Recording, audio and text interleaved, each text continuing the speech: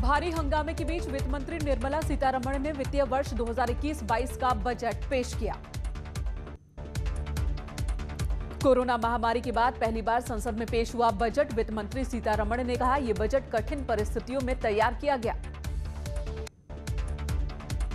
उज्ज्वला योजना से 8 करोड़ को पहुंचा फायदा, अब 1 करोड़ नए लोगों को जोड़ा जाएगा। जम्मू और कश्मीर में गैस पाइपलाइन परियोजना शुरू की जाएगी।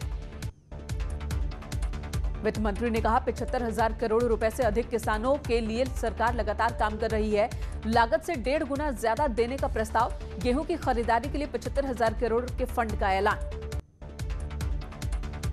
वित्त मंत्री निर्मला सीतारमण ने कहा कि वरिष्ठ नागरिकों को टैक्स में दी जाएगी राहत। 75 की उम्र पार कर चुके वरिष्ठ नागरिकों को अब ITR भरने की जरूरत नहीं। वित्त मंत्री ने 100 नए सैनिक स्कूल खोले जाने का ऐलान किया। साथ ही लेह में खुलेगा केंद्रीय विश्वविद्यालय। 15,000 स्कूलों को मजबूत बनाने की तैयारी। वित्त मंत्री ने कहा कि हमने हेल्थ सेक्टर में 137% बजट बढ़ाया। स्वास्थ्य का बजट 94,000 करोड़ से बढ़ाकर 2.23 लाख करोड़ रुपए किया गया। जल जीवन पर 2.87 लाख करोड़ रुपए किए जाएंगे खर्च। देश भर में बनाए जाएंगे 75,000 हेल्थ सेंटर्स। पहली बार डिजिटल जनगणना होगी। डिजिटल जनगणना के लिए 3,760 करोड़ रुपए का लक्ष्य। वित्त मंत्री निर्मला सीतारमण ने कहा, बीमा कंपनियों में 49% से 74% तक अनुमत FDI सीमा को बढ़ाया जाएगा। साथ ही बीमा अधिनियम 1938 में संशोधन करने का प्रस्ताव।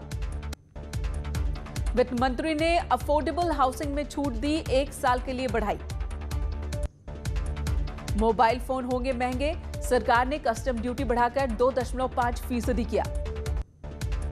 वित्त मंत्री निर्मला सीतारमण ने कहा कि लोहे और स्टील के उत्पाद होंगे सस्ते। साथ ही सोना चांदी के दाम भी कम होंगे। तांबे के सामान पर भी 2.5% कस्टम ड्यूटी घटाई गई। पेट्रोल पर 2.50 रुपए और डीजल पर 4 रुपए का कृषि सेस लगेगा। ग्राहकों पर असर नहीं होगा। बजट पर योगी आदित्यनाथ ने प्रतिक्रिया दी। बजट को लोगों के हित में बताया। कहा, बजट में रखा गया हर वर्ग का ध्यान। सीएम त्रिवेंद्र सिंह रावत की भी प्रतिक्रिया आई। बजट को बताया शानदार। कहा, पूरे देशवासियों की उम्मीदों का बजट। तो कांग्रेस ने बजट को बताया निराशाजनक। सूर्यकांत धस्माना ने कहा, बजट में युवाओं के लिए कुछ भी नहीं। दिल्ली के डिप्टी सीएम मनीष सिसोदिया ने भी साधा निशाना। मनीष सिसोदिया आज देहरादून पहुंचे, जहां एक प्रेस कॉन्फ्रेंस में बजट को लेकर बीजेपी पर निशाना साधा। कहा, बीजेपी ने आत्मनिर्भर भारत और नई शिक्षा नीति का खूब प्रचार किया, लेकिन बजट में कुछ भी नहीं दिया। केंद्रीय मंत्री नितिन गडकरी ने भी बजट का स्वागत किया। उन्होंने उम्मीद जताई कि स्क्रैप पॉलिसी में बदलाव का अच्छा असर देखने को मिलेगा। इससे ऑटोमोबाइल सेक्टर में तेजी आएगी।